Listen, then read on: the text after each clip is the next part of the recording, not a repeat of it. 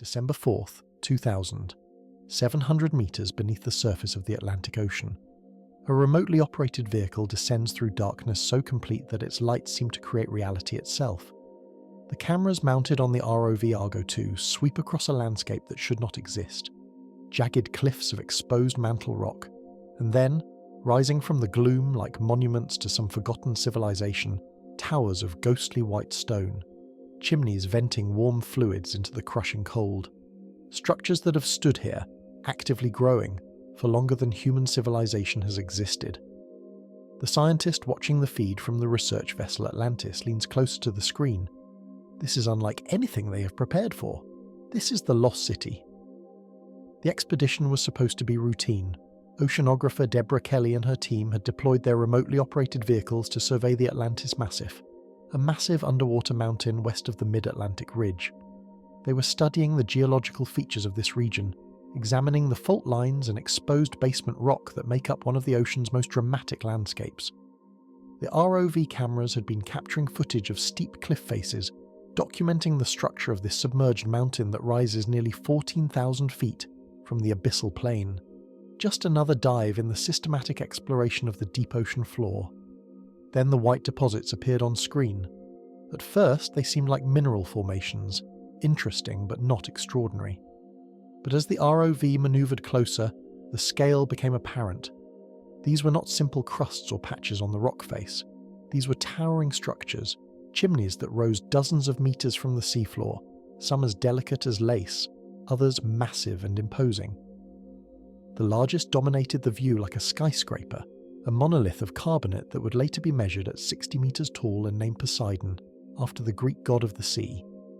The team had discovered something that existed nowhere else in the known ocean, a hydrothermal field unlike any other.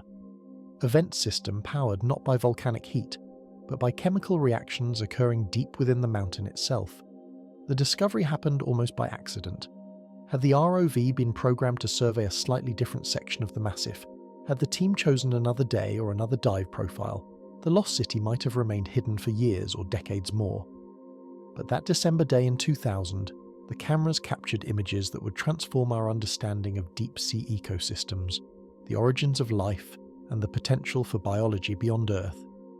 The team aboard the Atlantis knew immediately that they had found something extraordinary. The formations were stunning in their otherworldly beauty, but more than that, they represented a type of hydrothermal system that had been hypothesized but never observed.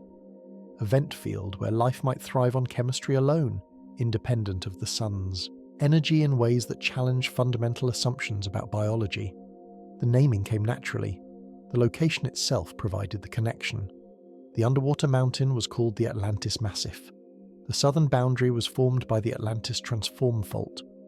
The research vessel supporting the submersible Alvin, which would make subsequent dives to the site, was named Atlantis. And the structures themselves, rising like the spires and towers of some submerged metropolis, seemed to echo the legend of a lost civilization beneath the waves, the Lost City Hydrothermal Field, a name that captured both the majesty and the mystery of what they had found, a name that would soon appear in scientific journals, conference presentations, and eventually in discussions about the most significant oceanographic discoveries of the century. In the days following that initial sighting, Kelly and geologist Jeffrey Carson descended to the site in the human-occupied submersible Alvin. Through the thick acrylic viewports, they witnessed the Lost City up close, the experience of being there, suspended in the water column beside these towering structures, brought home the strangeness and significance of the place.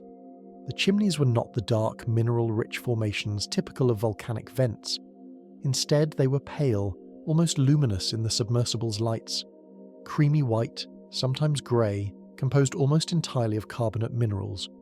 Calcium carbonate, the same material that forms limestone in caves, built up here in the abyssal darkness into structures that seemed to defy the laws of chemistry and physics. Some chimneys were young, delicate structures barely a metre tall, their surfaces showing the filament-like growth patterns characteristic of rapid precipitation. Others were ancient behemoths, their walls thick and well lithified, hosting distinct channels through which hydrothermal fluids had flowed for thousands of years. The team observed chimneys in every stage of development, from nascent vents just beginning to form on exposed rock faces to mature towers with complex internal plumbing systems.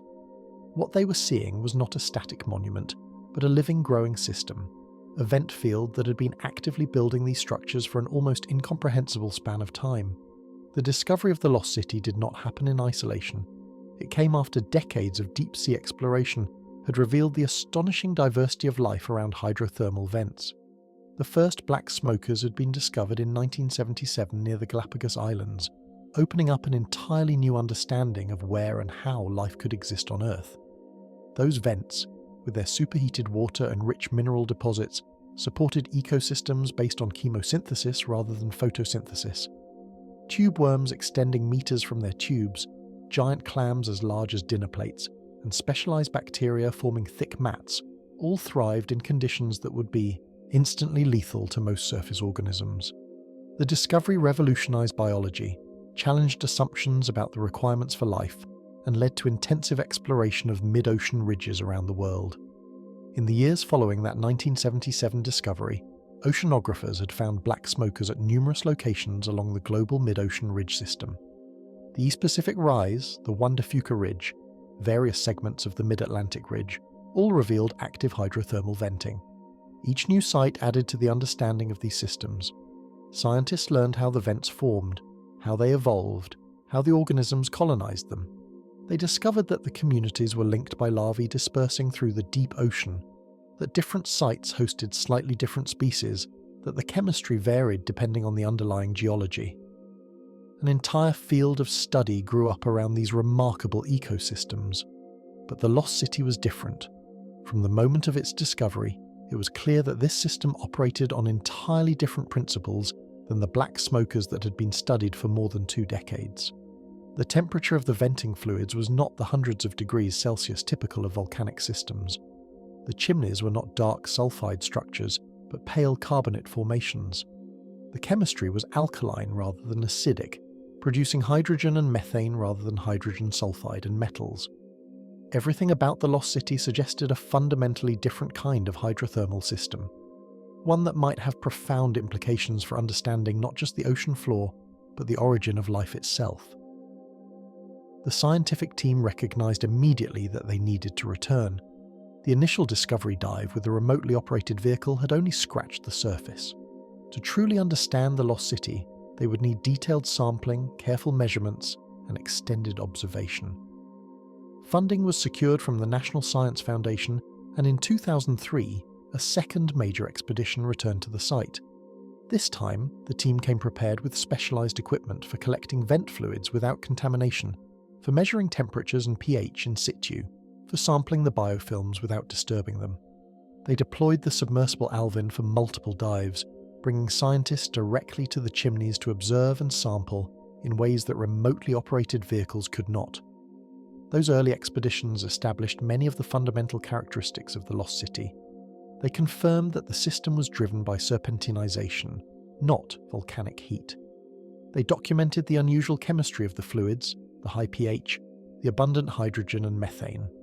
They collected samples of the biofilms and discovered the dominance of archaea in the interior portions of the chimneys. They measured the size and distribution of the structures. They began the work of understanding how this ecosystem functioned and what it might tell us about life on Earth and beyond. The towers of the Lost City rise from the seafloor in what appears to be a random distribution, but their placement is actually controlled by the underlying geology. The structures cluster across an area of about 500 square meters, perched on a shelf approximately 70 meters below the summit of the Atlantis Massif. The depth here ranges from 750 to 900 meters below the ocean surface, placing the field in what oceanographers call the bathyal zone. This is below the reach of sunlight, in permanent darkness, where the pressure is roughly 70 to 90 times that at sea level, and the temperature of the surrounding water hovers just above freezing. Against this frigid backdrop, the chimneys vent fluids at temperatures ranging from 40 to 90 degrees Celsius. Not hot enough to boil, but warm enough to create convection currents and drive circulation. The temperature difference creates a shimmering effect visible even to the cameras of remotely operated vehicles. The warm, alkaline fluids mix with cold, slightly acidic seawater, creating conditions that cause dissolved minerals to precipitate out. Calcium carbonate forms the primary building material, creating the white and cream-coloured structures. Brucite, a magnesium hydroxide mineral, contributes to some formations, especially in the younger, more actively growing chimneys. The tallest structure, Poseidon, dominates the field. At 60 meters, it stands taller than a 15-story building, rising from the seafloor toward the distant surface that it will never reach. The tower is massive, with a base approximately 60 by 100 meters across, built up from tens of thousands of years of continuous mineral precipitation. Despite its size, Poseidon is not solid. Like all the Lost City structures, it is riddled with channels, pores and passages through which hydrothermal fluids flow.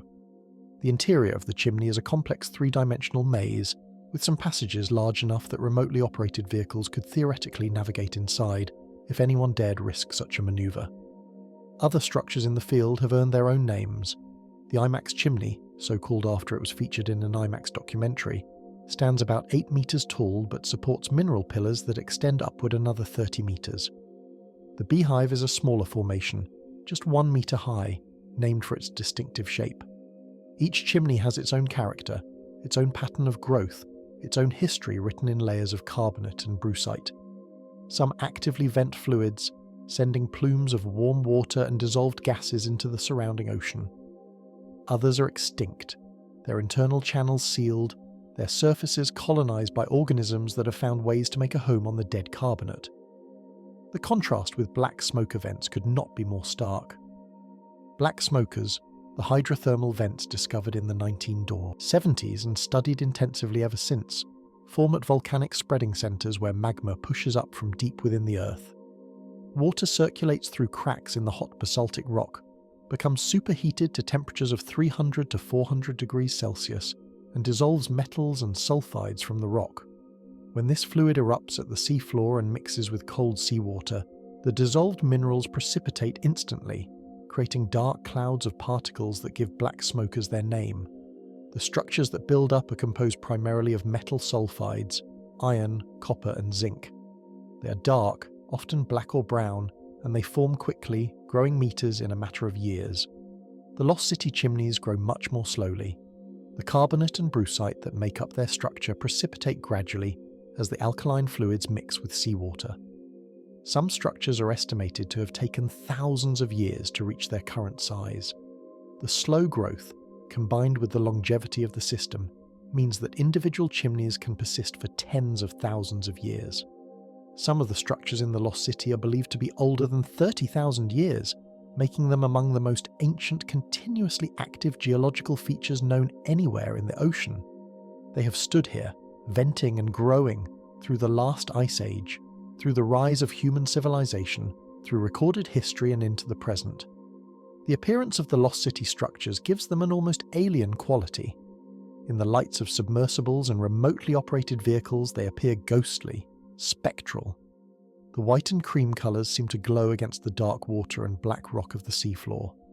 Some chimneys have surfaces that are relatively smooth, others are covered in delicate mineral formations that look like frost or coral. Flanges extend from the sides of some structures, horizontal projections that form when warm fluids vent laterally and meet seawater. These flanges can be thin and fragile, barely supporting their own weight in the water, or thick and massive, creating platforms meters across. The naming of individual structures reflects both the scientific process and the sense of wonder that the Lost City inspires. Poseidon, the largest chimney, invokes the mythology of the sea and the sense that these formations are the work of some vast ancient power. The IMAX chimney got its prosaic name from being featured in a film, a reminder that scientific exploration and public communication are intertwined. The Beehive, named for its shape, represents the more descriptive tradition of geological naming. Each designation adds to the catalogue of features that make up the field, creating a map of this underwater landscape that helps scientists navigate and communicate about what they are observing. The structures are not static. New chimneys form as hydrothermal fluids find new pathways to the seafloor.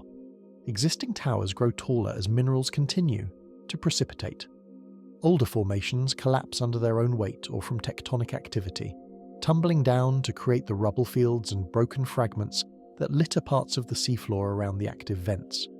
This is a dynamic system, constantly changing on timescales that range from days to millennia. The Lost City today is not identical to the Lost City of 1,000 years ago. and it will be different again 1,000 years hence, assuming it continues to function as it has for the past 120,000 years. The location of the lost city is as important as its structures. The field sits on the Atlantis Massif, one of several oceanic core complexes formed at slow-spreading ridges. To understand what this means requires understanding the larger geological context of the Mid-Atlantic Ridge and the processes that create new ocean floor. The Mid-Atlantic Ridge is a vast underwater mountain range that runs roughly north-south down the centre of the Atlantic Ocean, marking the boundary between tectonic plates. On the western side of the ridge, the North American plate moves slowly westward. On the eastern side, the Eurasian and African plates move eastward. The ridge itself is where new oceanic crust is created as magma wells up from the mantle and solidifies. But the Mid-Atlantic Ridge is a slow-spreading centre. New crust forms here at a rate of only a few centimetres per year, much slower than at fast-spreading ridges like the East Pacific Rise. This slow spreading has important consequences for the geology of the region. At fast-spreading centres, magma supply is relatively continuous, creating a relatively uniform layer of volcanic rock on the seafloor. At slow-spreading centres like the Mid-Atlantic Ridge, magma supply is more sporadic. There can be long periods, thousands of years, between volcanic eruptions. During these intervals, tectonic forces continue to pull the plates apart, but without magma to fill the gap, the crust breaks and faults. This faulting can be dramatic. Blocks of crust are lifted and tilted, creating the complex topography of mountain ranges and valleys that characterizes slow-spreading ridges. In some cases, the faulting is so extensive that it exposes rocks from deep within the oceanic crust, or even from the mantle beneath. The Atlantis Massif is one such location. Over the past 1 to 1.5 million years, tectonic forces have uplifted this section of the seafloor, creating a mountain approximately the size of Mount Rainier. But unlike Mount Rainier, which is a volcanic peak built up from eruptions, the Atlantis Massif was formed by faulting and uplift of pre-existing rock. The southern flank of the massif is bounded by a major transform fault, a fracture in the oceanic crust where plates slide past each other horizontally. This is the Atlantis Transform Fault, similar in some ways to California's San Andreas Fault but occurring on the ocean floor. The combination of the Transform Fault to the south, the spreading axis of the Mid-Atlantic Ridge to the east, and the complex internal structure created by faulting makes the Atlantis Massif a geologically active and structurally complex feature. The mountain is not a simple pile of volcanic rock, but a mosaic of different rock types exposed at different levels, revealing a cross-section of the oceanic crust in the upper mantle. This exposure of mantle rock is the key to understanding the lost city. In most parts of the ocean, the mantle is buried beneath kilometres of crustal rock, unreachable by seawater. But at the Atlantis Massif, faulting has brought mantle rock to the surface, or very close to it. The rock exposed here is peridotite, an ultramafic rock rich in the mineral olivine. Peridotite is dark, dense, and when fresh, it has a greenish tint. But when peridotite comes into contact with water, particularly seawater, something remarkable happens. The olivine and other minerals in the rock react with the water in a set of chemical processes collectively known as serpentinization. The geographic coordinates place the lost city at approximately 30 degrees north latitude, in the North Atlantic, roughly midway between the coast of Africa and the Americas. It is far from any continental shelf, deep in international waters where no single nation has jurisdiction. The remoteness is part of what made the field so difficult to discover and what makes it so challenging to study. Reaching the site requires a research vessel capable of long-duration expeditions, with the technology to deploy remotely operated vehicles or human-occupied submersibles to depths of nearly 1 kilometre. The Atlantis Massif itself is a target for geological study because of its unusual structure, but within the vast expanse of the world's oceans, it is a small feature, and the Lost City field is smaller still. The depth at which the Lost City sits is significant. At 750 to 900 metres, the field is below the photic zone where sunlight penetrates. This is the realm of perpetual darkness, where photosynthesis is impossible, and any ecosystem must rely on chemical energy rather than solar energy. The pressure at this depth is substantial, around 70 to 90 atmospheres, enough to crush equipment not specifically designed to withstand it. The temperature of the surrounding water is just above freezing, typically 2 to 4 degrees Celsius. In this cold, dark, high-pressure environment, The warm vents of the lost city create oases of heat and chemical energy. The positioning of the field on the massif is not random. The chimneys cluster on a relatively flat shelf about 70 meters below the summit of the mountain. This shelf represents a structural feature related to the faulting and uplift of the massif. Below the shelf, steep cliffs drop away into deeper water. Above it, the summit region rises as a dome of exposed mantle rock. The hydrothermal fluids that feed the chimneys come from below, circulating through fractures and pores in the rock, warmed by chemical reactions and perhaps by residual heat from the mantle. The fluids find their way to the seafloor along pathways controlled by the geology, emerging at specific locations where permeability is high and pathways to the surface exist. Serpentinization is the chemical engine that drives the lost city. This process, named for the serpentine minerals it produces, occurs when water reacts with ultramafic rocks like peridotite. The chemistry is complex, involving multiple reactions and producing a variety of products, but the essential transformation can be understood in relatively simple terms. Olivine, the primary mineral in peridotite, has a chemical formula rich in magnesium and iron. When this mineral comes into contact with water, it undergoes hydration and oxidation reactions. The olivine breaks down and new minerals form in its place. Serpentine, a hydrated magnesium silicate, is the primary product, along with magnetite and other minerals. These reactions do not require heat input. In fact, they are exothermic, meaning they release heat. The amount of energy released is substantial. For every cubic meter of peridotite that is serpentinized, approximately 660 million joules of heat are produced. That is enough energy to raise the temperature of the rock by hundreds of degrees Celsius. This heat, combined with residual warmth from the mantle, drives convection in the fluids circulating through the rock.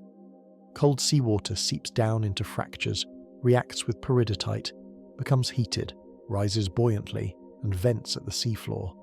This is a self-sustaining system, powered by chemical reactions rather than by magma chambers or volcanic activity. But the heat is only part of the story. Serpentinization produces more than just warmth.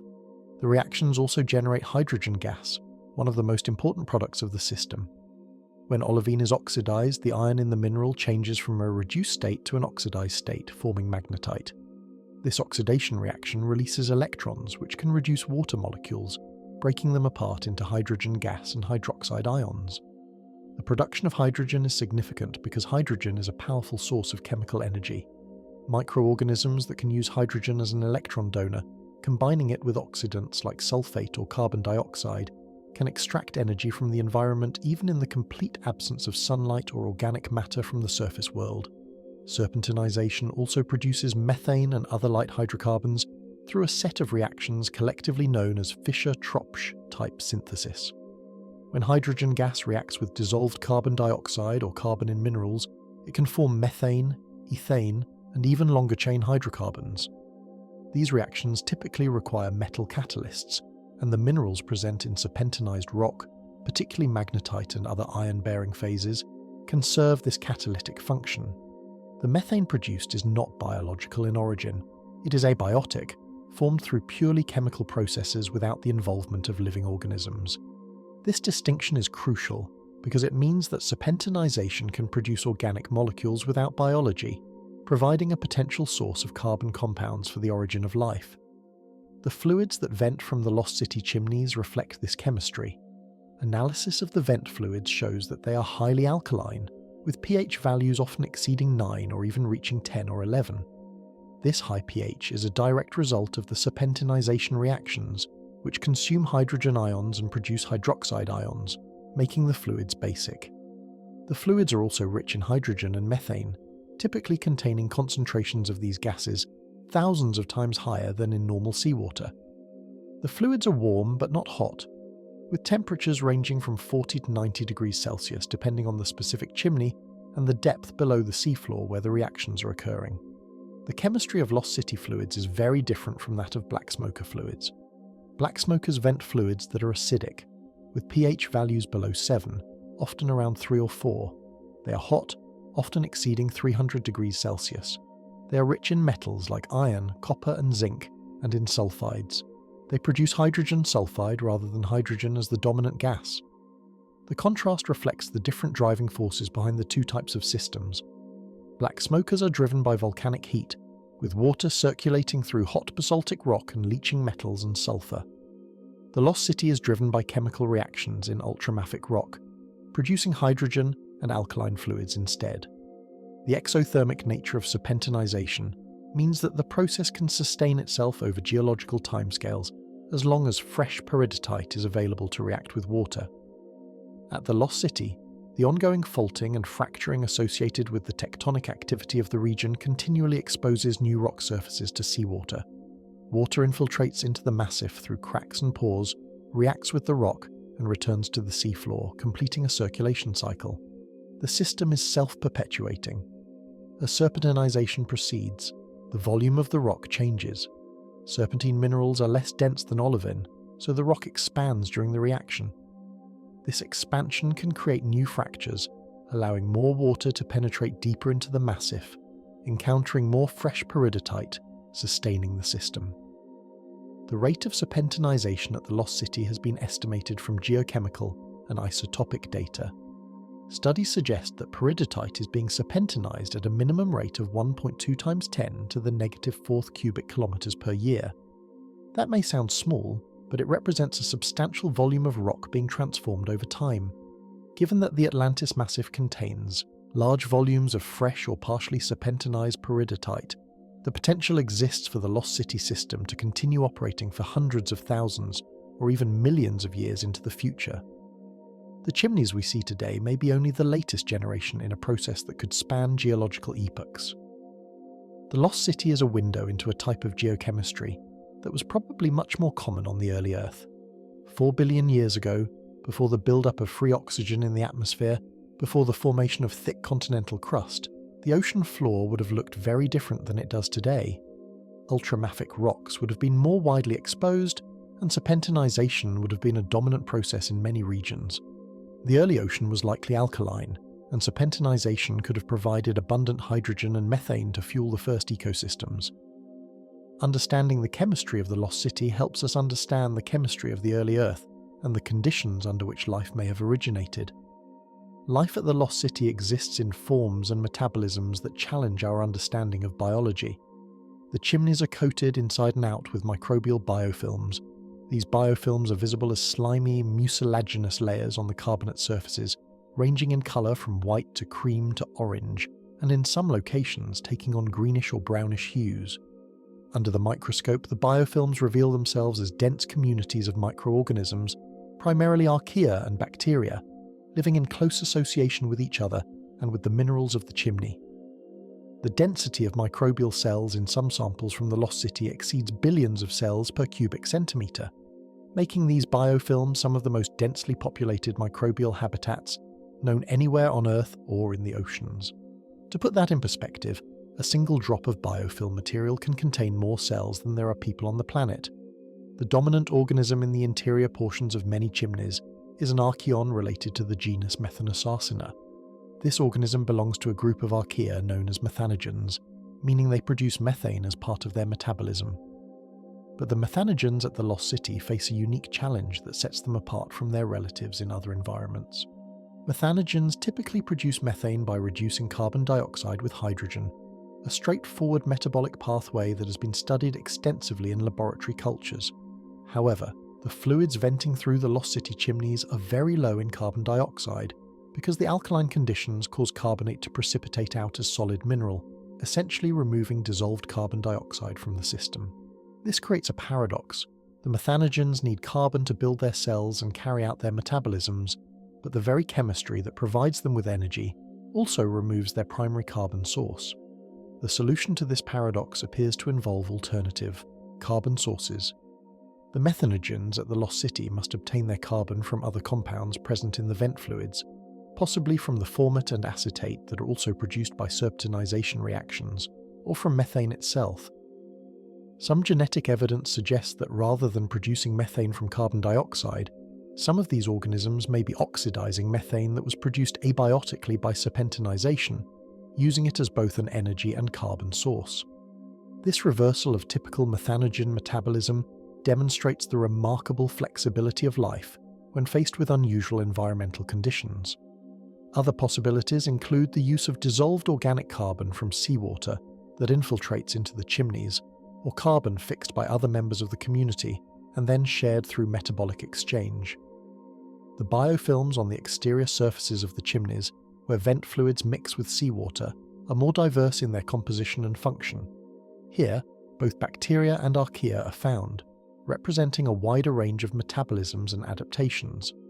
Some microbes oxidize methane, using it as a source of energy and carbon. Others oxidize hydrogen, coupling this oxidation to the reduction of sulfate or other oxidants present in seawater. Still others cycle sulfur compounds, oxidizing sulfide to sulfate or reducing sulfate to sulfide depending on local conditions. The mixing zone, where warm alkaline vent fluids encounter cold, slightly acidic seawater, creates chemical gradients that different organisms exploit in different ways. Much like different ecological niches in a forest, allow different species of plants and animals to coexist. This leads to a spatial organization within the biofilms, with different species occupying different microenvironments based on the availability of their preferred energy sources and the chemical conditions they can tolerate. Genetic analysis of the biofilms reveals high levels of genetic diversity within what appear to be single species. The Methanosarcina-related organism that dominates the interior biofilms shows microdiversity, meaning that there are many slightly different genetic variants coexisting. This microdiversity may reflect adaptation to the varying conditions within the chimneys, or it may represent genetic drift in a long isolated population. Some genetic lineages have been traced back through multiple generations of chimneys, suggesting that the microbial community has persisted at the Lost City for thousands of years, evolving slowly over time. The metabolic versatility of the Lost City microbes is remarkable.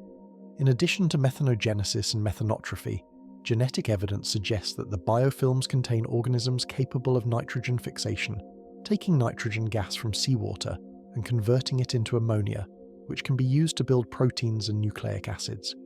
This is crucial in an environment where fixed nitrogen is scarce.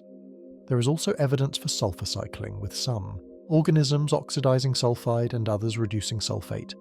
Carbon fixation pathways are diverse, with some organisms fixing carbon dioxide via the Wood-Ljungdahl pathway, an ancient metabolic route that uses hydrogen and carbon dioxide to produce acetate and other organic molecules. The biofilms represent a kind of microbial city, a complex community where different organisms play different roles, exchanging metabolites and byproducts. Some organisms produce hydrogen through fermentation, which other organisms consume. Some produce methane, which others oxidize. The community as a whole creates a web of metabolic interactions that makes efficient use of the chemical energy and carbon sources available. This kind of syntrophy, where organisms with different metabolisms support each other, is common in anaerobic environments, but the Lost City biofilms take it to an extreme. Beyond the microbes, larger organisms also inhabit the Lost City. Snails graze on the biofilms, feeding on the bacteria and archaea coating the chimney surfaces. Crustaceans, including amphipods and ostracods, scavenge and hunt in the spaces around the vents. Crabs have been observed on some chimneys, as have shrimp and eels. These animals are rarer and less abundant than at black smoker vents, where dense populations of tube worms, mussels and clams are common. The reason for the lower abundance of large animals is not entirely clear, but it may relate to the chemistry of the fluids and the availability of oxygen. The fluids venting from the Lost City chimneys are anoxic, meaning they contain no dissolved oxygen. Oxygen is present in the surrounding seawater, but it does not penetrate deep into the chimneys or the dense biofilms. For microbes that use anaerobic metabolisms, this is not a problem, but larger animals, with their higher energy demands and more complex physiology, typically require oxygen. The animals at the Lost City must position themselves where they can access both the productivity of the vent environment and the oxygen of the surrounding water. This limits them to the periphery of the chimneys or to areas where mixing is strong. The snails at the Lost City are of particular interest because they represent one of the few groups of larger organisms that have been studied in detail. These snails appear to graze on the microbial biofilms, scraping bacteria and archaea off the carbonate surfaces. Their gut contents reveal a diet composed almost entirely of microbes. The snails are small, typically a few millimeters in length, but they are present in substantial numbers on some chimneys. They represent a trophic link between the primary producers, the chemosynthetic microbes that fix carbon, using the energy from hydrogen and methane and the higher trophic levels. The broader ecosystem around the lost city, beyond the immediate area of the chimneys, remains poorly studied. Remotely operated vehicles and submersibles have focused on the active vents, but the whole surrounding seafloor, the rubble fields of broken carbonate, the fractured peridotite cliffs, all of these environments may host their own communities of organisms. Some of these communities may depend on the lost city for food or larvae or chemical cues. Others may be entirely independent, relying on detritus from the surface ocean or on other sources of energy. Understanding the full scope of life at the lost city will require broader surveys and more comprehensive sampling. The age of the lost city is one of its most astonishing features. Radiocarbon dating of the carbonate structures, combined with other isotopic analyses, indicates that hydrothermal activity at this site has been ongoing for at least 120,000 years. Some estimates suggest the system could be even older, potentially persisting for hundreds of thousands of years or more. This makes the lost city the longest-lived hydrothermal vent system ever discovered. In comparison, most black smoker systems are active for only decades to centuries, with a few exceptional sites lasting a few thousand years. The carbonate chimneys themselves provide a record of this longevity. The structures are built up layer by layer as minerals precipitate from the venting fluids. By analysing the layering and using radiometric dating techniques, scientists can reconstruct the history of individual chimneys. Some structures show continuous growth over tens of thousands of years. Others show evidence of collapse and regrowth, periods of inactivity followed by renewed venting. The overall picture is of a system that has been dynamic over geological timescales but persistent, always finding new pathways for fluids to reach the seafloor, always building new chimneys even as old ones collapse. The longevity of the lost city is tied to the geology of the Atlantis Massif. As long as fresh peridotite is available to react with seawater, serpentinization will continue.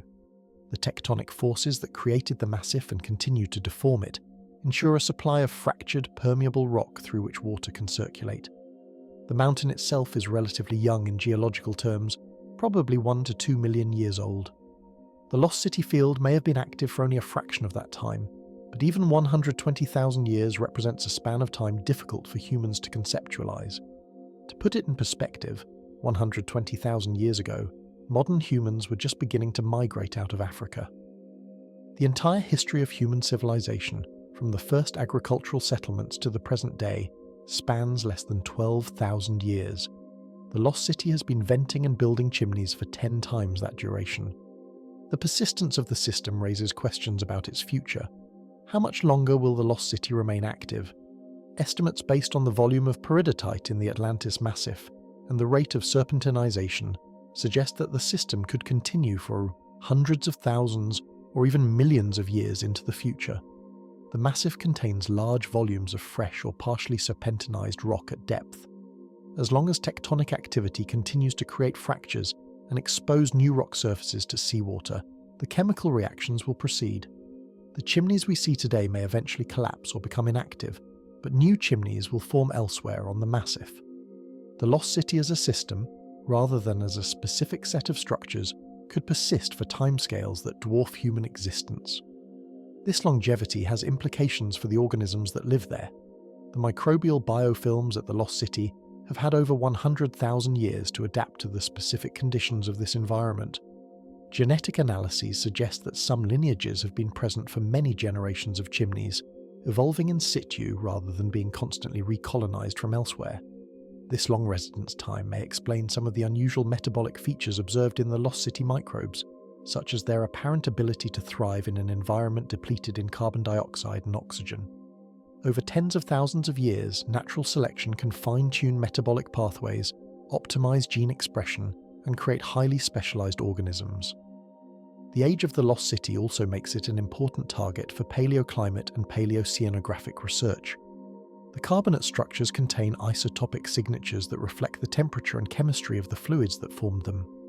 By analyzing these isotopes in different layers of a chimney, scientists can reconstruct changes in the vent system over time.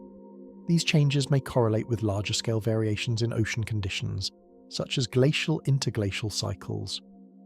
The lost city chimneys are geological archives, recording environmental changes over the past 120,000 years in a way that few other structures can. Comparing the age of the Lost City with other hydrothermal systems highlights its uniqueness. The TAG hydrothermal field, a well-studied black smoker system on the Mid-Atlantic Ridge, is estimated to be around 50,000 years old, less than half the age of the Lost City. Most black smoker fields are much younger, with lifespans measured in hundreds or thousands of years. The difference relates to the driving force. Volcanic systems are episodic, tied to the availability of magma and the frequency of eruptions. When magma cools or an eruption ends, the heat source disappears and the system shuts down. Serpentinization-driven systems, by contrast, can continue as long as water and rock are in contact. The chemical reaction itself provides the energy, so the system is not dependent on external heat sources. The discovery that the Lost City has been active for so long challenges assumptions about the stability and persistence of deep-sea ecosystems. It suggests that some hydrothermal systems can serve as long-term refugia, places where specialized organisms can persist over timescales that span multiple glacial-interglacial cycles, continental drift, and other large-scale changes. The implications for biogeography and evolution are profound. If organisms at the Lost City have been isolated from other vent systems for tens of thousands of years, they may have evolved into distinct species or subspecies. Some of the microdiversity observed in the biofilms may reflect this long-term isolation and independent evolution. The connection between the Lost City and the origin of life on Earth has been one of the most compelling aspects of the site since its discovery.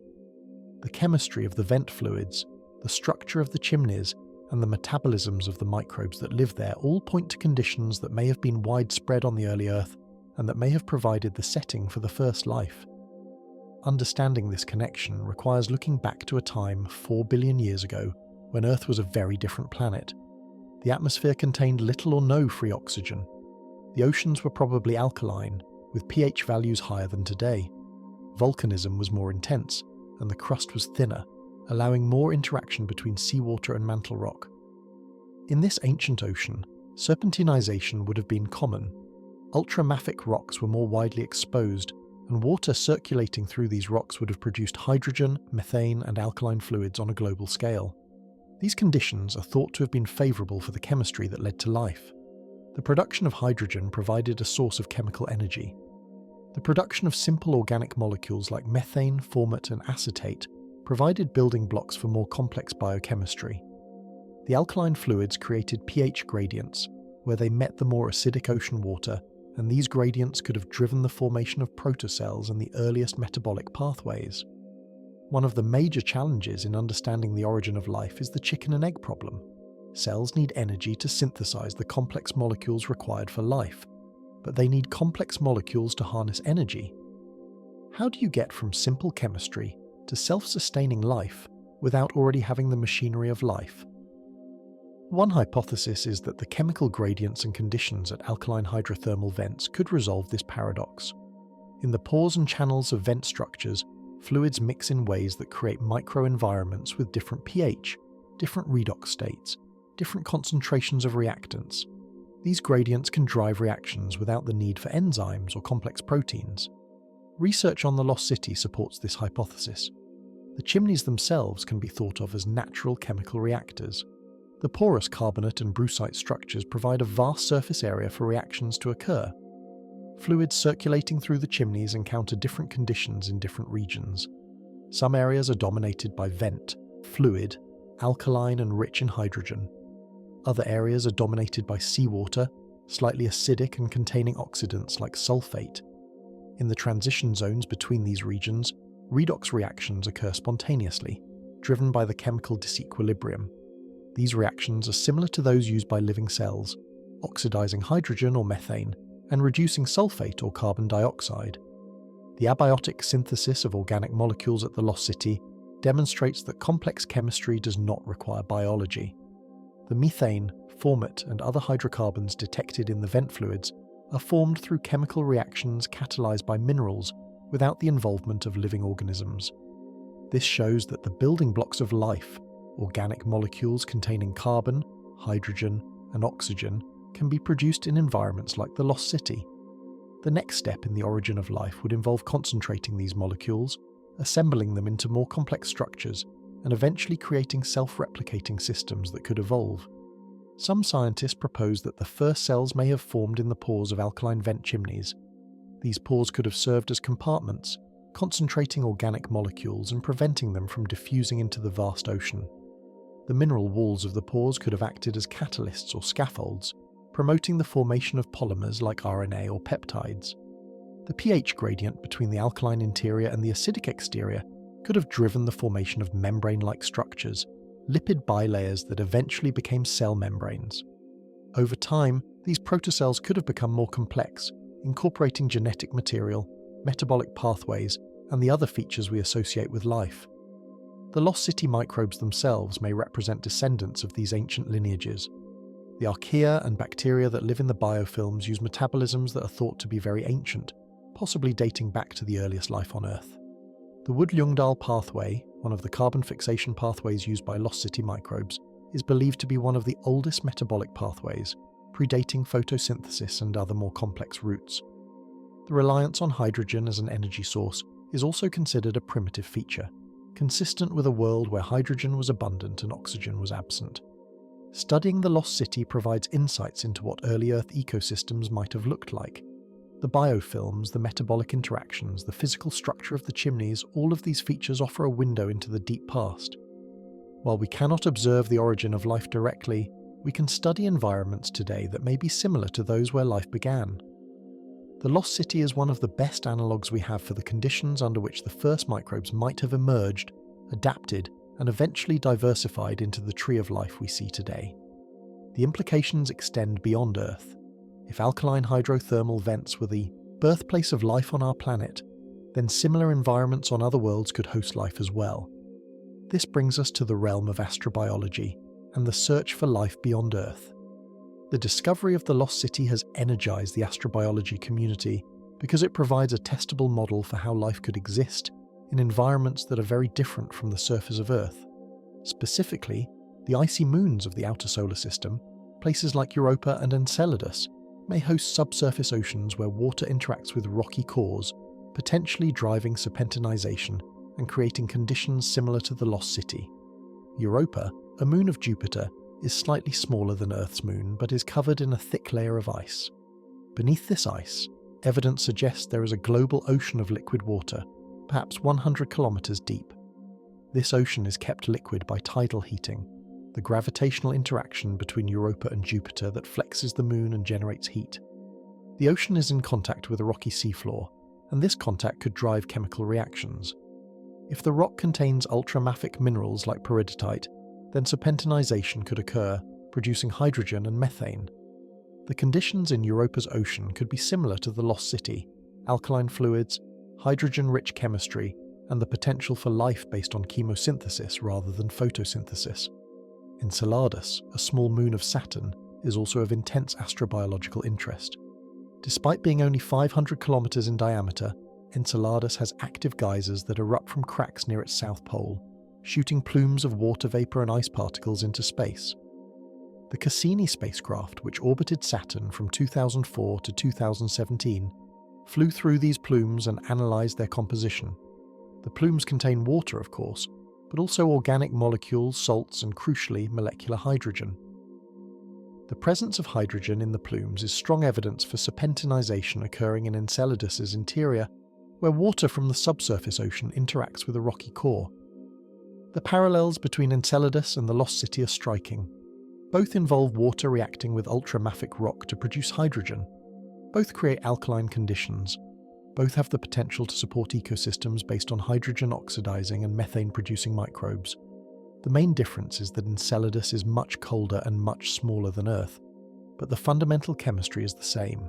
If life exists in the ocean of Enceladus, it could be similar in some ways to the life at the Lost City, adapted to exploit the chemical energy provided by serpentinization. The search for life on these icy moons is a major focus of future space missions. NASA's Europa Clipper mission, scheduled to launch in the coming years, will conduct multiple flybys of Europa, studying its ice shell, its ocean, and its potential habitability. The mission will carry instruments designed to analyze plumes, if Europa has them, and to measure the composition of the surface ice. If Europa's ocean is connected to the surface by cracks or venting, then biosignatures, chemical signs of life, might be detectable. The Lost City serves as a reference for what kinds of biosignatures to look for, what kinds of chemistry might indicate active biology in an ocean world. Enceladus is also a target for future exploration. Proposals for missions to Enceladus include orbiters that would sample the plumes in more detail, landers that would study the surface near the geysers, and even submarines that could someday melt through the ice and explore the ocean directly. These are ambitious concepts, but they reflect the scientific excitement around the possibility of finding life beyond Earth. The Lost City has shown that serpentinization can support complex ecosystems on Earth. If the same process occurs on Europa or Enceladus, then these moons could be inhabited. The broader implications for astrobiology are profound. The Lost City demonstrates that life does not require sunlight, does not require volcanic heat, and does not require the specific conditions found on Earth's surface. Life can exist in permanent darkness, sustained by chemical reactions in rock and water. This expands the definition of habitability and increases the number of places in the universe where life might be found. Planets with subsurface oceans, icy moons, even Mars in the past, all of these become potential habitats if we accept that serpentinization-driven ecosystems are viable. The study of the Lost City also informs the search for biosignatures, the chemical or physical signs that life is present. On Earth, photosynthetic organisms produce oxygen, and the presence of oxygen in the atmosphere is a strong biosignature. But organisms at the Lost City do not produce oxygen. They produce methane, they alter isotopic ratios, they leave metabolic byproducts in the vent fluids. Detecting life on an ocean world will require looking for these subtler signs. The more we understand about how life operates at the Lost City, the better equipped we will be to recognize life in environments that are very different from the familiar surface biosphere. Beneath the chimneys of the Lost City, within the Atlantis Massif itself, there may exist an even more extreme ecosystem. The subsurface of the massif is riddled with fractures and channels through which hydrothermal fluids circulate. These fluids are the source of the venting at the seafloor, but before they emerge, they pass through rock at higher temperatures and pressures. The conditions deep within the massif are inhospitable by almost any standard. Temperatures may exceed 90 degrees Celsius. The pH is extremely high, potentially above 11. Carbon dioxide is virtually absent, having precipitated out as carbonate. Oxygen is non-existent. Yet there is evidence that microbes live even here. Samples of vent fluids collected directly from active chimneys before the fluids mix with seawater contain microbial cells. These cells are different from the ones in the surface biofilms. They represent organisms that live within the massif, in the fractures and pores of the serpentinized rock. The metabolisms of these subsurface organisms are specialized for the extreme conditions they face. Some appear to reduce sulfate, using hydrogen as an electron donor and producing sulfide. Others may be methanogens or acetogens, producing methane or acetate from hydrogen and carbon dioxide. The diversity is lower than in the surface biofilms, but the organisms that are present are adapted to survive in an environment that would be lethal to most surface-dwelling microbes. The subsurface biosphere at the Lost City is part of a larger phenomenon. Deep beneath the ocean floor, in the crust and even in the upper mantle, there is a vast habitat for microbial life. Estimates suggest that the biomass of this deep biosphere may rival or even exceed the biomass of all life at the surface. But the deep biosphere is poorly understood. It is difficult to access, difficult to sample, and difficult to study. The organisms live at slow metabolic rates, sometimes taking years or decades to reproduce. The energy available to them is limited, so they exist in a kind of suspended animation, growing and metabolizing only when conditions are favorable. The Lost City provides a window into this hidden world.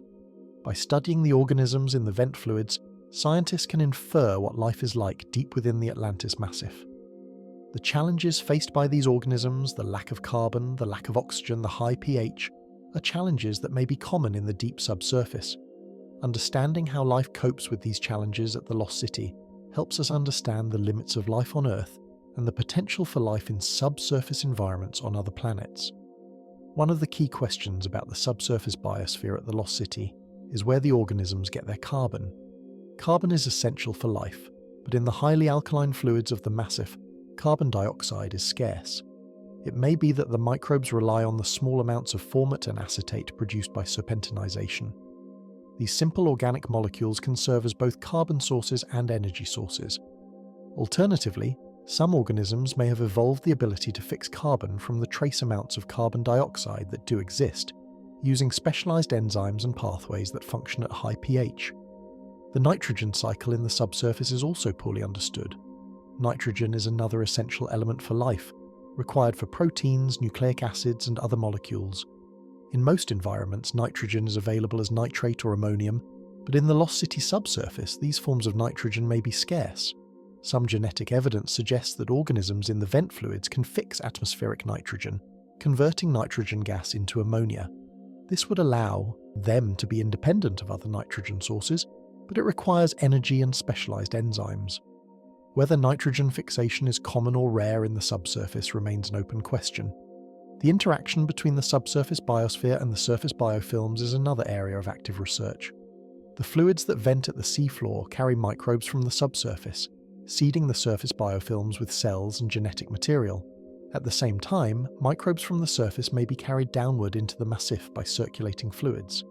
This exchange could create a connected ecosystem, with organisms moving between the subsurface and the surface, sharing genes and adapting to different conditions at different depths.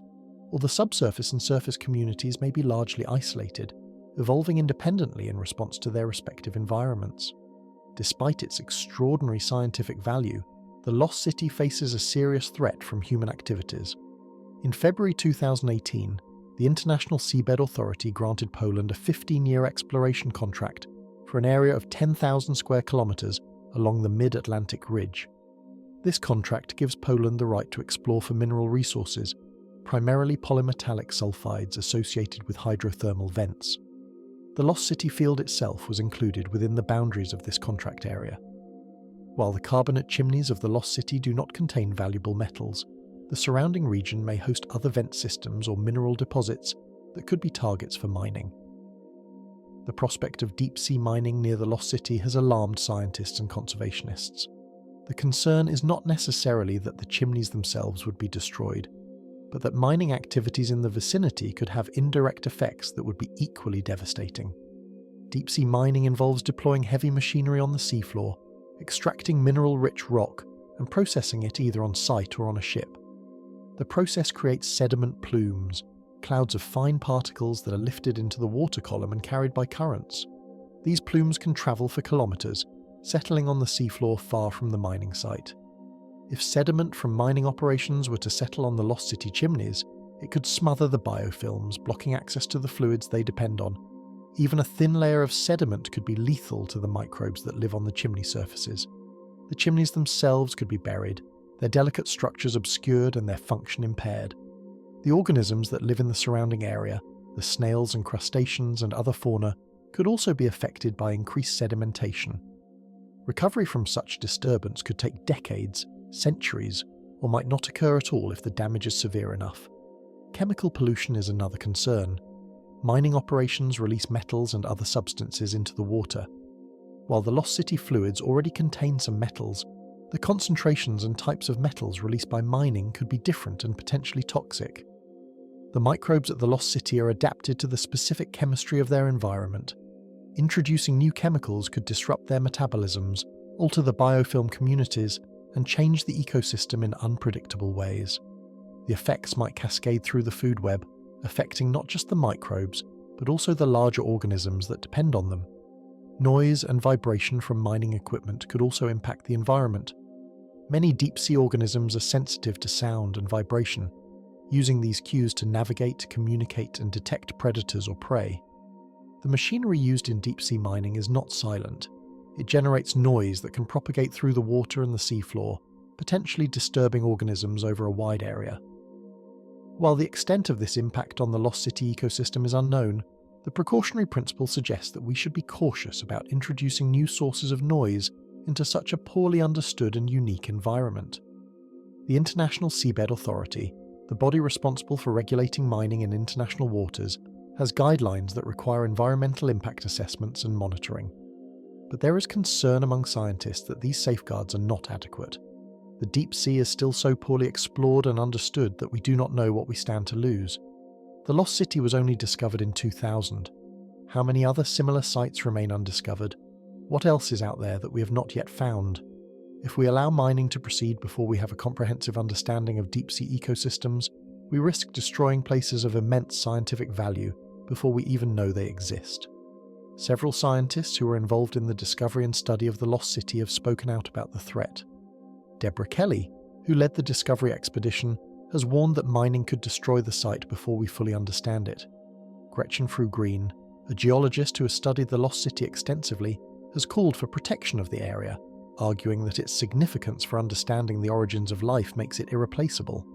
The scientific community is largely united in calling for the Lost City to be designated as a protected area, off-limits to mining and other extractive activities. In response to the threat, various organisations have proposed different forms of protection for the Lost City. In 2014, the field was recognised as an ecologically or biologically significant marine area under the Convention on Biological Diversity. This is an international designation that identifies areas of particular importance for biodiversity. In 2016, UNESCO, the United Nations Educational, Scientific and Cultural Organization, proposed the Lost City as a potential World Heritage Site. World Heritage Sites are places recognized as having outstanding universal value to humanity. Designation as a World Heritage Site would provide a degree of international recognition and protection, though the legal mechanisms for enforcing that protection in international waters are complex.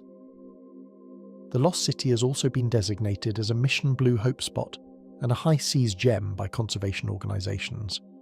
These designations are advocacy tools, drawing attention to the importance of the site and building support for its protection. The Greenpeace ship Esperanza conducted an expedition to the Lost City in 2019, collecting data and raising public awareness about the threat from deep-sea mining. The footage and images from that expedition, showing the towering chimneys and the fragile biofilms, have been used in campaigns to push for stronger protections. Despite these efforts, as of now, the Lost City does not have formal legal protection that would prevent mining.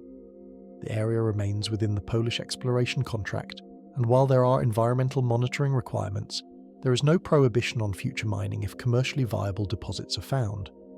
The debate over how to protect the Lost City while also allowing for resource exploration reflects the broader tension in ocean governance between conservation and exploitation. The oceans are seen both as a source of valuable resources and as ecosystems that need to be preserved. Balancing these competing interests is one of the great challenges of the 21st century. The race to protect the Lost City is also a race against time. Deep-sea mining technology is advancing, and economic pressures to exploit oceanic resources are increasing. Metals like cobalt, nickel, and copper, which are used in batteries and electronics, are in high demand. Terrestrial sources of these metals are becoming more difficult and expensive to extract, making the deep sea an increasingly attractive target. If mining begins on the Mid-Atlantic Ridge, it will be difficult to reverse.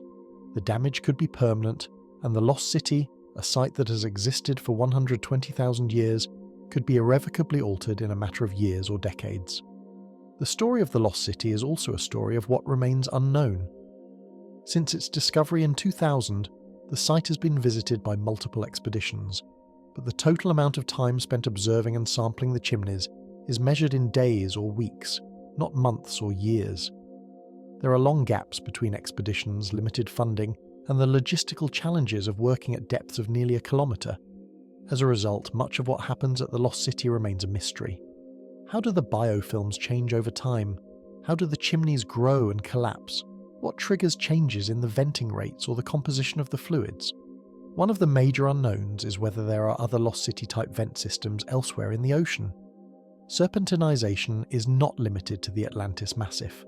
Ultramafic rocks are exposed at other slow-spreading ridges, at transform faults, and at other oceanic core complexes.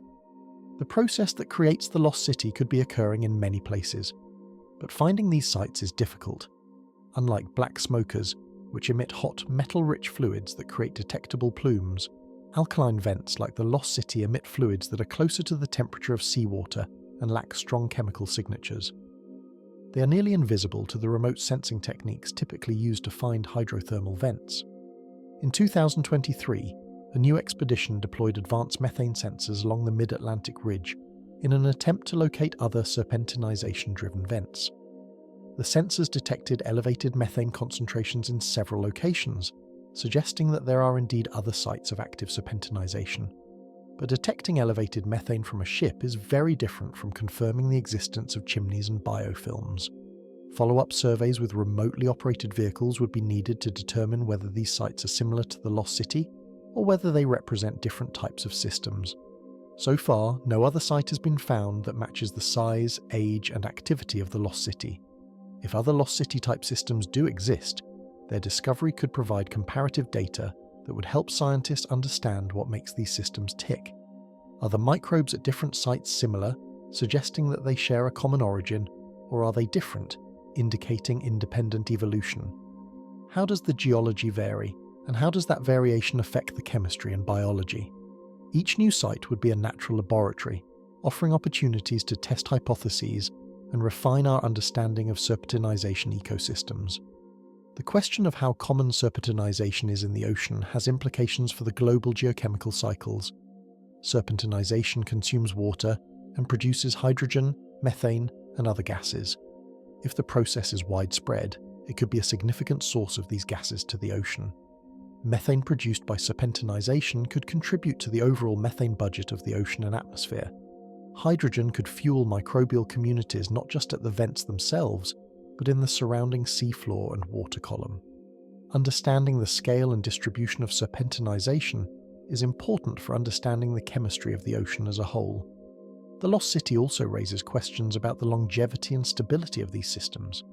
If the Lost City has been active for 120,000 years and could continue for hundreds of thousands of years more, what does that mean for the organisms that live there? Are they evolving in place, adapting to slowly changing conditions over geological timescales? Or is there turnover, with new species colonizing and old species going extinct? The genetic diversity observed in the biofilm suggests that there is some turnover, but the mechanisms and rates are not well understood. Another mystery is the role of the Lost City in the broader ocean ecosystem. Do larvae from the Lost City disperse to other vents or to other parts of the ocean?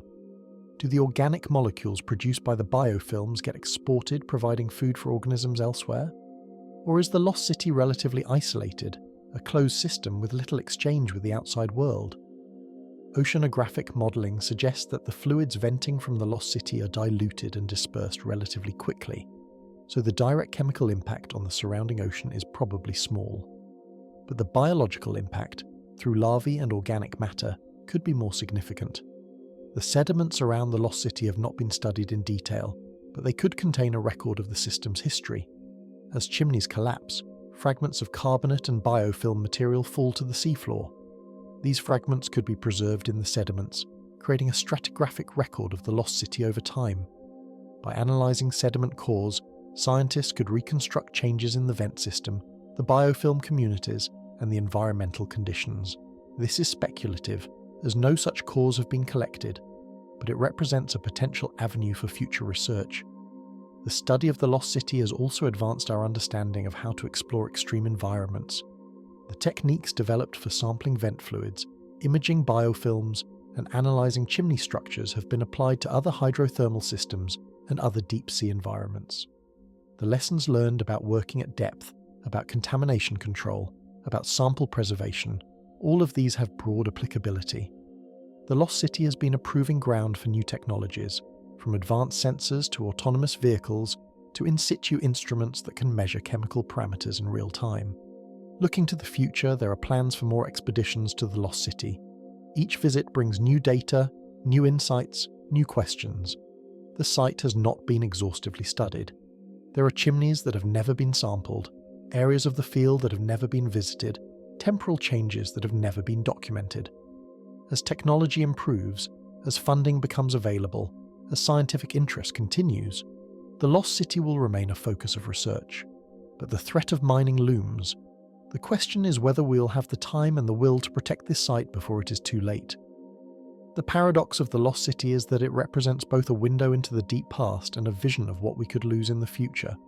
It shows us how life can exist in the most extreme conditions, how chemistry can build ecosystems without biology, how the planet itself can create the conditions for life to emerge and persist.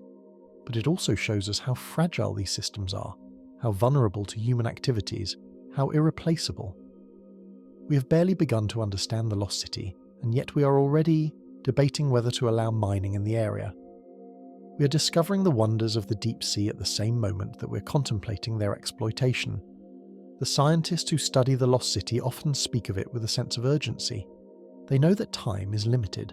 The site could be destroyed before their work is complete, before the questions are answered, before the significance is fully appreciated, but they also speak with a sense of hope. They believe that the Lost City can inspire action, that its beauty and importance will convince people and governments to protect it. They believe that by sharing what they have learned, by communicating the science and the wonder, they can build a case for conservation. The Lost City is not just a place on the ocean floor. It is a symbol of what remains to be discovered, of how much we still do not know about our own planet. It is a reminder that the ocean is not empty, not barren, but full of life and complexity and mystery. It is an invitation to explore, to learn, to protect. And it is a test of whether we as a species can value knowledge and beauty over short-term profit, whether we can make decisions that benefit not just ourselves but future generations, whether we can be stewards of the Earth rather than merely exploiters of its resources.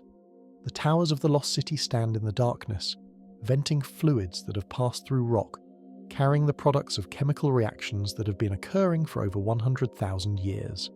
They are monuments to the power of geology, the resilience of life, and the interconnectedness of Earth's systems.